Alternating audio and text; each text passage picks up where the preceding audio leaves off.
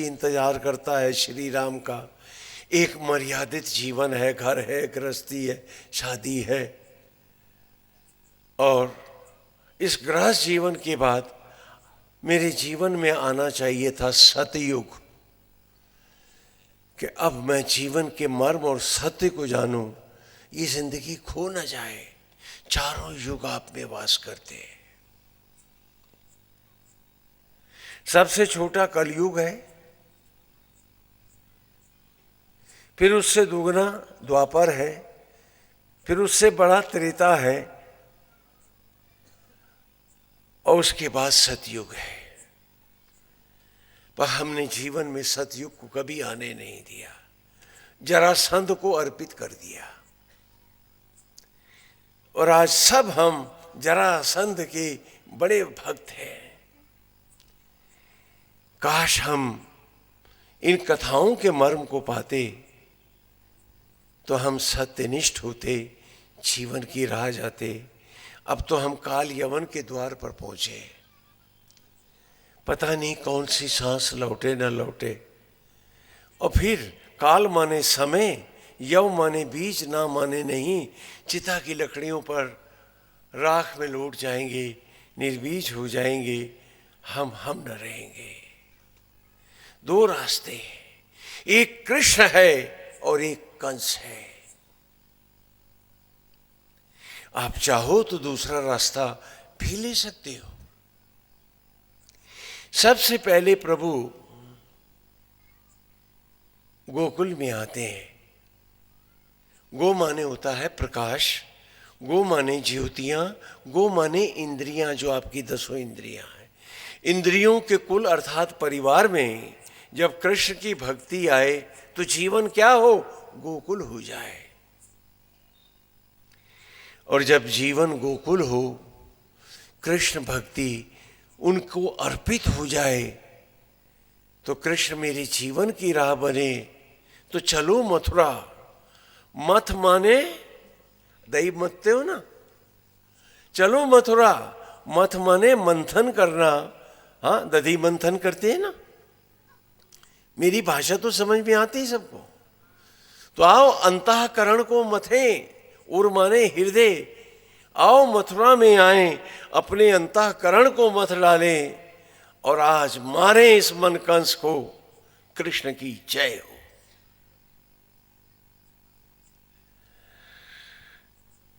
मौत नहीं है जहां, गोविंद है वहां। आपको पता है ना मथुरा कौन सी नदी के किनारे है? बताओ। यमुना। यमु अर्थात यमराज ना है, नहीं है जहां, कृष्ण भक्ति है वहां। आप इसे तत्व से, मर्म से ग्रहण करेंगे, तभी तो जीवन का अमृत होगा। गो माने ज्योति, पी माने पान करने वाली। और इन कथाओं को फिर समय के साथ बहुत रंग दिए गए, कथाएं जोड़ी गईं, भक्ति रस की कथाएं बनाई गईं। कहीं असावधानी भी बरती गई, तो कहीं तर्क संगत लगी, तो कहीं कुतर्कों में भी चली गई। लेकिन जो मूल उद्देश्य गुरुकुल का था, वेद पढ़ाने का था, वो था कि अपने आप को पढ़ो, स्वयं को पहचानो। जिसने खुद को नहीं जाना, वो उसको क्या जानेगा। जो परमेश्वर है, जो आज भी बन के शबरी का राम तुम्हारे जूठे भोजन को रक्त में बदल रहा है, और तुम खाली कंस के प्रभाव में आके ये मेरा बेटा, ये तेरा बेटा, शरीर का एक कोष नहीं बना सकता हम में कोई। विश्व का सारा विज्ञान मिलकर के, हम सारे, हाँ, दिन रात लग करके रिसर्च में भी आज तक एक लिविंग ह्यूमन सेल नहीं बना पाए। फिर हम सबको बनाता कौन है? मेरे भीतर हर क्षण जीवन के एक नए कोष को लेकर आता कौन है? विज्ञान भी जिसे अबोध अवस्था में अभी ढूंढ रहा है, हम हर दिन इसमें आगे बढ़ रहे हैं। हमारे इंस्टीट्यूट्स सारी दुनिया में खोज रहे हैं, लेकिन हम एक लाइव ब्लड नहीं बना पाए हैं, केमिकल ब्लड बनाए हैं। लेकिन जिंदा एक रक्त का कण बनाना आज भी हमारे लिए दुर्लभ है। तो यदि मैं मनुष्य हूं, यदि मेरे पास बुद्धि और विवेक है, यदि मैं जिज्ञासु हूं, मैं जानना चाहता हूं, तो क्या मेरी सबसे बड़ी जरूरत नहीं कितना बड़ा शरीर मेरा बनाता है कौन, और हर क्षण मेरे जूठे भोजन को बन के शबरी का राम मुझे हर ओर से ज्योतियों से, संतति से, बुद्धि और विवेक से पालता है कौन। आज लोभ के लिए भक्ति करते हो।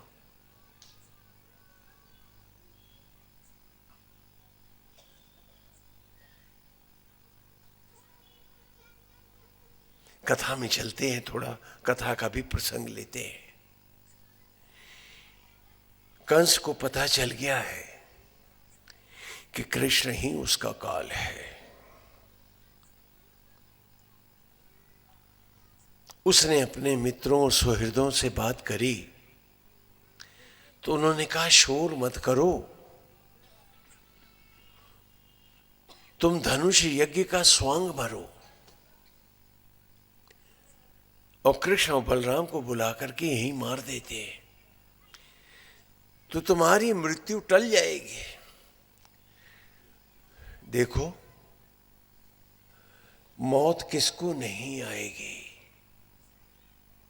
लेकिन हर कंस मौत से डरता है और सत्यनिष्ठ जानता है कि मौत तो प्रभु से मिलन है, एक लंबी इंतजार का एक सुखद अंत है। लेकिन हर कंस डरता है मौत से। आप लोग तो नहीं डरते, कहीं डरते हैं ना? हाँ, क्योंकि जब तक सच्ची भक्ति नहीं मिलती हम सब डरते हैं। सच्ची भक्ति मिले तो मौत नहीं, प्रभु से मिलन का क्षण है। अभी तक जीव और आत्मा दोनों अलग अलग थे, अब दोनों एक हो जाएंगे, सब कुछ गोविंदमय हो जाएगा, अमृत होगा, इस बिछोह का अंत होगा। मौत तो अनंत का खुला द्वार है। ये तो सुखद क्षण है। लेकिन हर कंस को डर है, अरे मौत आ गई तो क्या होगा। तुम्हें सब डरते हो ना, वही कहानी है तुम्हारी कृष्ण और कंस की। तो ये था कि किसको भेजे, तो सबने कहा अक्रूर को भेजो। महाराज अक्रूर को भेजा गया। अक्रूर कौन है? जो क्रूर नहीं है उसे अक्रूर कहते हैं, कि जो विनम्र है, जो भोला और संत स्वभाव है, वो अक्रूर है। कहा उसको भेजो, उस पर कोई संदेह नहीं करेगा। लेकिन जो अक्रूर होते हैं वो बहुत समझदार होते हैं। अक्रूर से कहा तो उनका मुझे थोड़ा तैयारी करनी है, कुछ दिन के बाद मैं जाता हूं। और अक्रूर जी ने अपने सारे अनुचरों को चारों ओर गांव गांव भेज दिया कि कंस अब अति पर उतर आया है, मैं कृष्ण और बलराम को लेने जा रहा हूं, आप लोग भी इसके यज्ञ में फूल पत्तियां और सामान लेके और भीतर सब सैनिक हथियार रख के मथुरा पहुंचो। जब असुर लीला चलती है तो प्रभु की भी कृपा बड़ी शांत होकर चलती है। अक्रूर जी आए, वृंदावन की वो शाम बहुत बोझिल हो गई थी। घर का कोई चूल्हा नहीं जलता, थी नंद और यशोदा भी तड़प रहे थे और कृष्ण और बलराम ने कहा था कि वो जाएंगे। सबने उन्हें मनाना चाहा, लेकिन श्री राधे नहीं आई। थोड़ा कथा का भी पुट देंगे, वो नहीं आई मनाने। वो यमुना के किनारे मौन पत्थर की शिला सी खड़ी रही। वो नहीं आई। सबने समझाना चाहा कि ना जाओ। किसी ने अन्न का दाना नहीं उठाया था कि यह क्रूर इतना क्रूर हो गया कि हमारे कन्हैया को और बलराम को ले जा रहा है। रथ चल दिया है।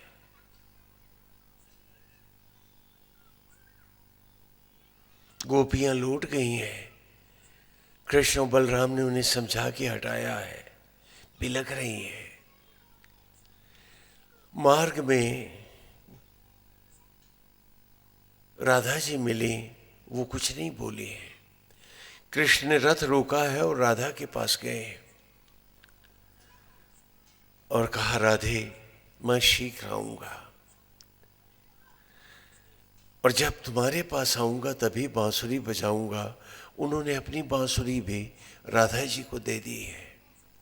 राधे और कृष्ण की जोड़ी का आप लोग थोड़ा सही अर्थ भी लगा लो।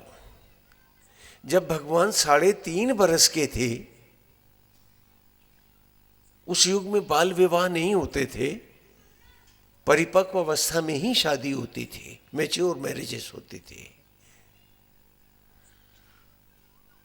तो उस वक्त राधा जी विवाहित होकर नंद के गांव आई थी। मतलब वो लगभग 21.5 बरस की थी और कन्हैया जी 3.5 बरस के। हाँ, तो राधे गोविंद की जोड़ी को अपने मन में पवित्र कर लो। हाँ, उसका गलत अर्थ मत कभी लगाना। फिर तो वो करने वालों ने विवाह भी करा दिया, फलाना भी कर दिया। वो वहाँ चढ़ावे ज़्यादा आएंगे ना तो शादी करेंगे तो भक्त लोग बहुत माल खिलाते हैं, भगवान की शादी हो रही है चढ़ावा ना हो। ऐसा नहीं है। ये बड़ी पवित्र जोड़ी है, क्योंकि जब दीपक जलाते हो दिया तो उसकी लपट इतनी सी होती है, लेकिन प्रकाश कमरे भर में होता है। तो कान्हा ज्योति है और राधा आभा है। उसे समझने की कोशिश करो, गलत अर्थ मत लगाना। बांसुरी दे के कन्हैया चले गए, वो कुछ नहीं बोले। सारी गोपियां दौड़ के गई। कहा, राधे तुमने रोका नहीं उसे, उसके बिना तो तुम एक क्षण नहीं रह सकती। कहा, पगली वो गया नहीं है। ध्यान से सुनो मेरी बात। कहा, वो गया नहीं है। कहा, वो सामने रथ में जा रहा है। कहा, वो नहीं गया है, वो हमारे करीब नहीं हो पा रहा था, अब बहुत करीब हो जाएगा। क्योंकि जब कोई घर से चला जाता है, मेरा बड़ा प्यारा मित्र, मेरा सगा संबंधी जब कांधे पे उठ जाता है और तड़पता है मन, तो हम कहाँ खोजते हैं? अपने भीतर, अपनी कल्पनाओं में। तो कहा, कृष्ण बाहर से गए हैं, अब भीतर से मत जाने देना, वो तो और करीब हो गए। ये भक्ति है कि जिसे मन बाहर नहीं खोज पाता, अपनी स्मृतियों में, अतीत की अमराइयों में मन में खोजा करता है। तो कहा, हम उसे अपने हृदय में ठीक से बिठा नहीं पा रही थी ना, हम उसके पीछे भाग रही थी। अब वो भीतर है हमारे, अब उसके साथ ही जुड़ के जीना है। क्योंकि भक्ति में भक्त और भगवान कभी अलग नहीं होते। जब तक वो मुझसे दूर है, मेरी भक्ति अधूरी है। इसीलिए सनातन धर्म की हर कथा अंतःकरण में लौट के आती है, प्रभु की हर लीला। उनको नदी में भी और हाथियों के साथ भी सब कुछ देना चाहा, लेकिन अंत में मन को ही मरना पड़ता है। कंस मारा गया, उसके बेटे भी मारे गए, उसकी बेटे अतृप्त इच्छाएं हैं, और जीवन भक्ति रस से भर गया। कृष्ण की जय हुई और मथुरा में भगवान राजा सुशोभित हुए। अब तुम बताओ, तुम्हारे जीवन का राजा कौन होना चाहिए? एक सवाल पूछ रहा हूं, कोई बताएगा मुझे? बोलो, कंस राजा हो कि कृष्ण? तो फिर ये मेरा तेरा अपना पराया, लोभ मोह विषयासक्ति, असत्य अज्ञान, हर एक में बुराई खोजना, हर एक में दोष देखना, ये कंस है कि कृष्ण है? बोलो। आज आपके इस मथुरा का राजा कौन है?